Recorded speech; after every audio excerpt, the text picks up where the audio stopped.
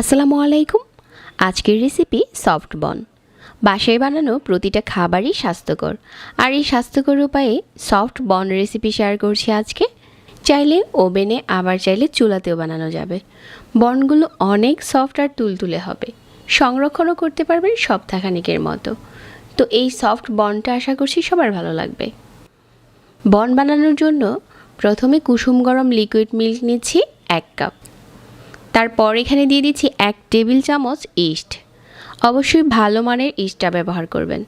আর 1/4 cup দিয়ে দিচ্ছি গুঁড়ো দুধ, 1/4 কাপ দিয়ে দিচ্ছি চিনি, 1/4 কাপ দিয়ে দিচ্ছি রান্নার রেগুলার তেল। তেলের পরিবর্তে বাটারও দেওয়া যাবে। 1 চা চামচ নিয়ে নিচ্ছি লবণ। এখন এই সবগুলো উপকরণ একসাথে মিশিয়ে অপেক্ষা করছি 1 মিনিটের মতো।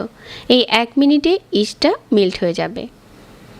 তারপর এখানে নিয়ে নিচ্ছি 2.5 কাপ ময়দা।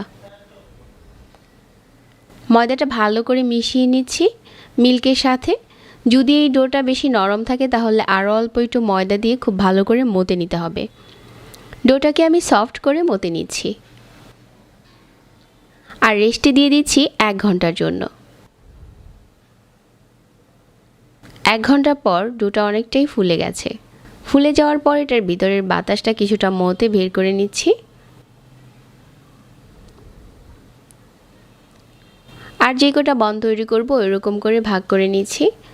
কেটে নিলে যেটা হবে প্রতিটা বন সমান হবে। তারপর হাত দিয়ে ঘুরিয়ে ঘুরিয়ে গোল গোল করে বানিয়ে নিচ্ছি। এখন একটা ডো হাতে নিয়ে গোল করে খুব ভালো করে বলের মতো বানিয়ে নিচ্ছি। তো সবগুলো যখন বানানো হয়ে যাবে, যে বাটিতে আমরা এটা বেক করব ওই বাটিতে তেল ব্রাশ করে নিচ্ছি আর প্রতিটা এভাবে করে বিছিয়ে দিচ্ছি। এখন এটাকে আবারও রেস্টে দিয়ে দিচ্ছি আরও 1 ঘন্টার জন্য। এই 1 ঘন্টায় এই ডোটা ফুলে একদম বনের সাইজ হয়ে যাবে। তারপর উপরে তেল ব্রাশ করে এটা এখন বেক করার পালা। আমি চুলাতে কিভাবে বেক করতে হবে ওইটা দেখিয়ে দিচ্ছি। আগে থেকে প্রিহিটেড পাত্রে দিয়ে 35 মিনিটের মতো বেক করতে হবে। আর যদি ওভেনে বেক করেন, ওভেনের টেম্পারেচার হচ্ছে 180 ডিগ্রিতে 20 মিনিট।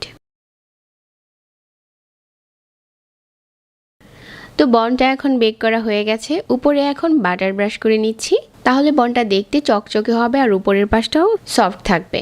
বনগুলো এখন পুরোপুরি ঠান্ডা হয়ে গেছে, উপরটাও অনেক বেশি সফট হয়েছে। এখন চলুন বনটা ভেঙে শেয়ার করি ভিতরেও কতটা সফট আর তুলতুলে হয়েছে। সহজ রেসিপিতে একটা সফট বন শেয়ার করছি।